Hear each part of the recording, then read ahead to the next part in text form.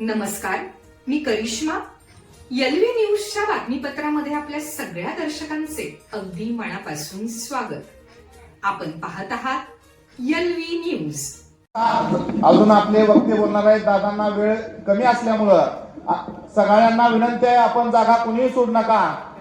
अजून वक्ते पाठीमागं बोलणार आहेत, त्यामुळं माझी सगळ्यांना कळकळीची विनंती आहे, आपण कुणी सुद्धा जागा सोडू नये.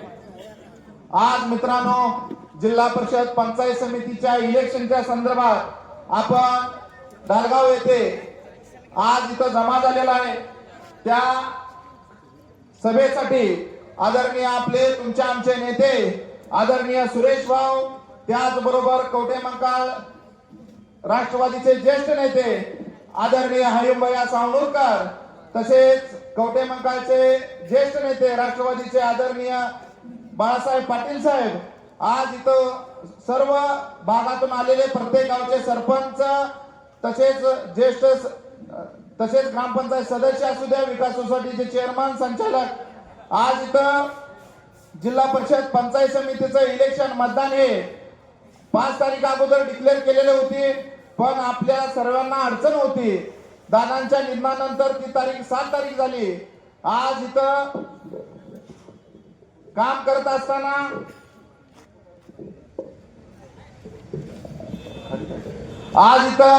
असताना भाऊ ढालगाव मध्ये परवाच विरोधातल्या उमेदवारांनी सांगितलं की पाठीमागल्या 5 वर्षात किंवा 10 वर्षात काय केलं. मित्रा, कदाचित हिशोब करायला तू चुकलाच. गेली 25 वर्ष हा ढालगाव जिल्हा परिषद गट, हा ढालगाव भाग आदरणीय बापूंच्या शब्दावरती, आदरणीय आबांच्या कुटुंबावरती, तसेच आदरणीय सुरेश भाऊ असू द्या यांच्यावरती विश्वास ठेवून काम करतोय. मित्रा, आज जर समजा आपल्याला दृष्टी नसेल तर मी तुला केलेल्या कामाची पोच पावती इथं देतो. आज काम करत असताना प्रामुख्यानं आदरणीय बापूने असू द्या किंवा भाऊने असू द्या, आबाने असू द्या, या भागामध्ये आपल्याला टेंबूच्या पाण्याची आवश्यकता होती, शेतीला पाणी नव्हतं. आज बापूने भागातील ज्या ज्येष्ठ मंडळीने आदरणीय आबांच्याकडे साकडं घातलं आणि आम्हाला कोणत्याही योजनेचं पाणी द्या. मित्रहो, आपल्याला सगळ्याला माहित आहे, जी मूळ म्हैसाळ योजना जी होती, ती मूळ म्हैसाळ योजना ही ढालगावच्या शिवारातनं जात होती. जर समजा कुणाला याबद्दल जर माहिती, कारण की आज ज्येष्ठ श्रेष्ठ मंडळी सगळी इथं आहे, आज ती म्हैसाळची योजना फक्त ह्या ढालगाव भागातील लोक, सर्वसामान्य माणसं ही ऊस तुटला गेली पाहिजेत आणि सदन शेतकऱ्याचा ऊस तुटला पाहिजे, हे एवढंच फक्त या भागातील अगोदरच्या नेते मंडळींनी केलेलं होतं. आज काम करत असताना आदरणीय बापूंनी पाण्याच्या प्रश्नावरती आज प्रामुख्यानं मागणी करून व सर्व ज्येष्ठ नेते मंडळींनी मागणी करून भागाला टेंबूचं पाणी इंच ना इंच शेती ही ओलिताखाली यायचा प्रयत्न केलेला आहे.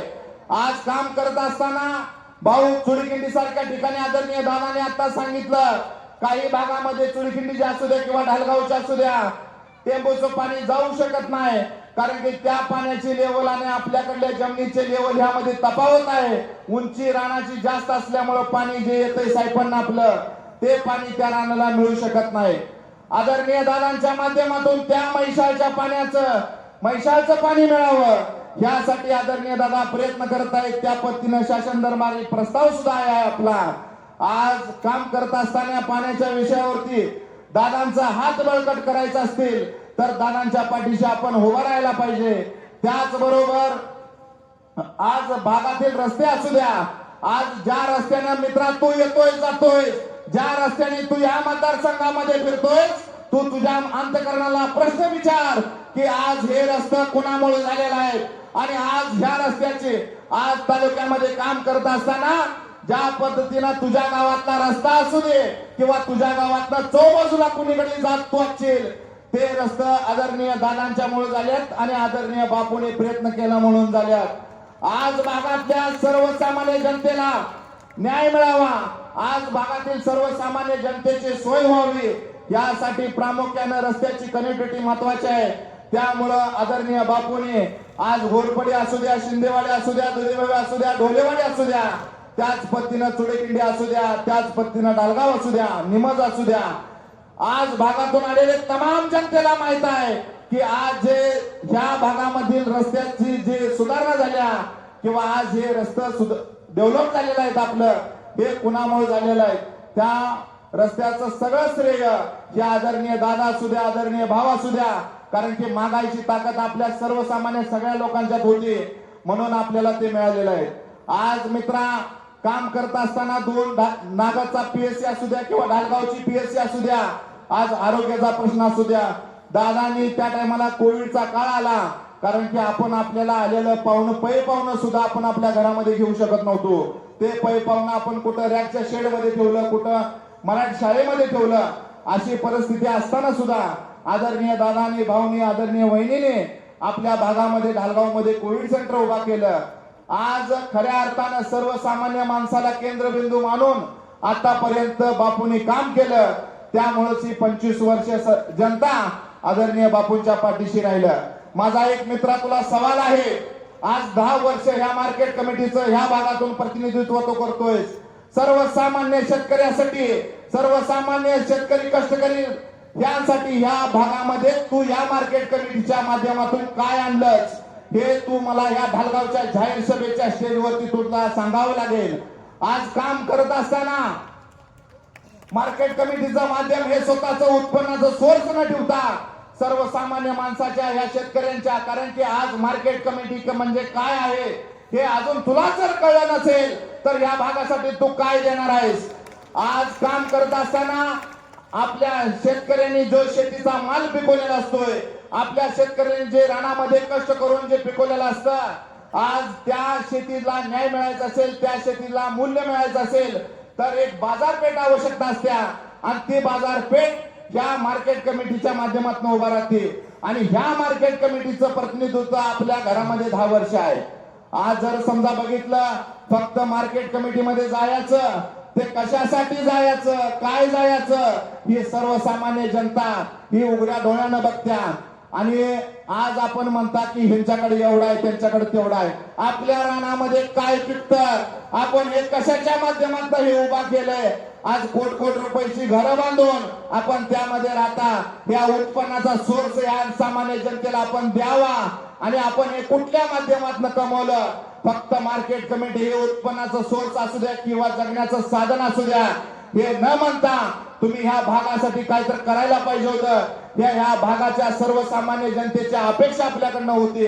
आज काम करत असताना मित्रांनो, भागातल्या आज 8 वर्षापूर्वी पंचायत समिती जिल्हा परिषदचं इलेक्शन झालं.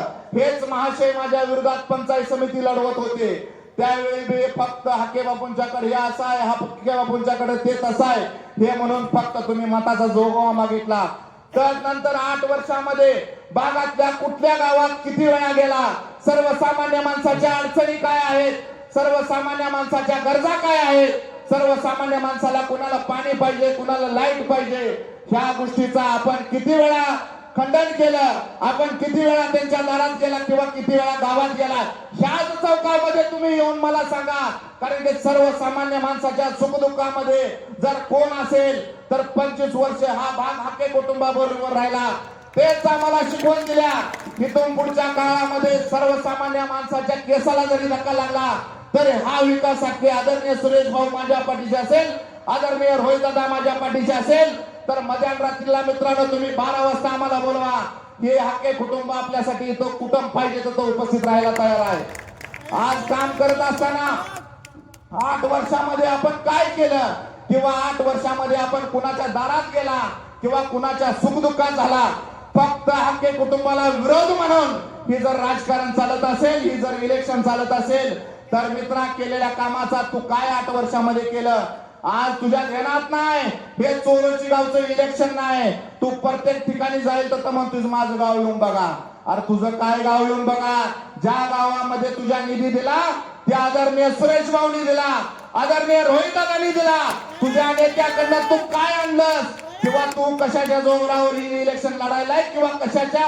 आज लोकांना सामोरं जात असताना मित्रांनो एक विजन पाहिजे, मी काय करणार आहे किंवा मी काय केलं. आज आम्ही सांगायची आपल्याला जरूरत नाही की हाके बापूंनी काय केलं किंवा आम्ही काय केलं, पण तू सांग ना गेल्या 8 वर्षामध्ये किंवा 10 वर्षामध्ये समाजकारणात तू ज्या वेळी आलास तेव्हापासून ह्या भागासाठी तू काय केलंस? आज त्या पद्धतीनं न बोलता धनशक्ती आणि जनशक्ती, अरे सर्वसामान्य माणसाला एकत घ्यायची, अजून जन्माला यायचं आहे, सर्वसामान्य माणसाचं मौल्य तू करू शकत नाही. आज ही चुकीच्या पद्धतीनं भाषा जर वापरत असेल तर ही सर्वसामान्य माणसं तुला दावल्याशिवाय सोडणार नाहीत. आज मित्रांनो, इथं काम करत असताना आज आदरणीय भाऊच्या माध्यमातून असू द्या, रोहित दादाच्या माध्यमातून असू द्या, आपल्याला दोन्ही पंचायत समिती गणामध्ये आपले दोन्ही पंचायत समितीचे उमेदवार हे नक्की निवडून येणार आहेत आणि जिल्हा परिषदचा उमेदवार हे निवडून येणार आहे. कारण की आज वातावरण चांगल्या पद्धतीनं आहे. खाली गेलं का म्हणायचं वर लय चांगलं आहे आणि वर गेलं का म्हणायचं खाली लय चांगलं आहे. आता कुठं चांगलं आहे, काय चांगलं आहे हे त्यांना जाता इलेक्शनच्या ज्या 9 तारखेला निकाल लागला, पेट्या फुटल्यानंतर कळणार ह्या चौकात मग तुम्ही जाताना फक्त परत जावा. आज सर्वसामान्य जनतेने हातात घेतलेले इलेक्शन आहे, त्यामुळं आज कुणीही कुठलीही शंका मनामध्ये बाळगायची नाही, आवश्यकता नाही. आज काम करत असताना चोरचीतलंच मी थोडक्यात तुम्हाला सांगतो. चोरची ते काळामळा रस्ता कुणी मंजूर केला तर आदरणीय भाऊनी आणि रोहित दादांनी केला. चोरची ते सोलंकर वस्ती रस्ता कुणी केला? आदरणीय भाऊनी ते आणि रोहित दादांनी केला.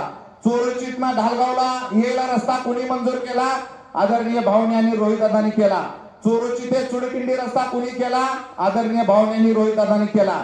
गावामध्ये जी निधी आला, आज काम करत असताना चोरची गावामध्ये बी निधी आला, ते आपल्या पार्टीचा तर सरपंच आहे म्हणून आदरणीय भाऊनी दिला आणि त्या जनसुविधा असू द्या किंवा नागरी सुविधा असू द्या किंवा आमदार फंड असू द्या, ह्या माध्यमातून विकास झाला. आणलेला निधी हा जर तालुक्याचा आमदार असू द्या किंवा आणि लोक खासदार असू द्या, हे आपले नसतील तर 1 रुपया सुद्धा निधी मिळत नाही. कारण की आपल्यालाही माहित आहे ग्रामपंचायतला येणाऱ्या निधीवरती गावामध्ये विकास होऊ शकत नाही.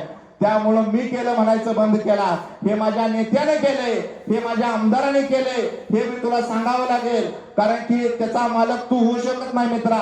त्यामुळं माझी सगळ्यांना कळकळीची विनंती आहे, आपण आज येणाऱ्या 7 तारखेला जिल्हा परिषदचं पंचायत समितीचं मतदान आहे. आज कुठल्याही भूलथापांना बळी न पडता आम्हाला तुमचं मतदान रूपी आशीर्वाद आमच्या पाठीशी राहोत. आज मित्रांनो, बापूच्या पश्चाती इलेक्शन लढतोय. आज तुम्ही सर्वजण माझा आधार आहे, वडीलधारी मंडळी माझा आधार आहे. कारण की आज बापूंनी ह्या भागासाठी काम करत असताना कशा पद्धतीने काम केलं हे मी तुम्हाला सांगायची आवश्यकता नाही. कारण की माझ्या जन्माच्या अगोदरपासून बापू राजकारण करत होते. त्यामुळं आज काम करत असताना जर आम्ही कुठं चुकलो किंवा आमच्या हातून एखादी चूक होत असेल, कारण की तुम्ही सर्व वडीलधारी मंडळी आहे, आमच्या हातनं एखादी चूक होत असेल तर आमच्या तुम्ही कानाला धरा. मी असेल, रवी घागरे असतील, आज तुम्ही आपल्या भागातील एखादी जर समजा अनावधानानं चूक होत असेल तर तुम्ही सांगा इथं चुकतंय, आम्ही नक्की ती सुधारणा करणार.